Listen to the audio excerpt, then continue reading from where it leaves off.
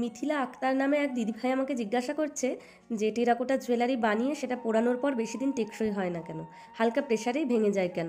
এই রকম প্রশ্ন তোমাদের মনেও থাকতে পারে, তাই জানিয়ে রাখছি। দেখো, পোড়ানোর পর মাটির জিনিস শক্ত হয় ঠিকই, কিন্তু সেটা আনব্রেকেবল তো নয়, তাই পড়লে ভাঙবেই। অনেক যত্নের প্রয়োজন হয় এগুলো ব্যবহার করতে। আর জুয়েলারি বানানোর সময় কয়েকটা জিনিস একটু খেয়াল রাখতে হবে, তাহলেই জুয়েলারি অনেক বেশি টেকসই হবে। প্রথমত, পোড়ানোটা যেন ভালো হয় সেটা খেয়াল রাখতে হবে, সময় নিয়ে পোড়াতে হবে।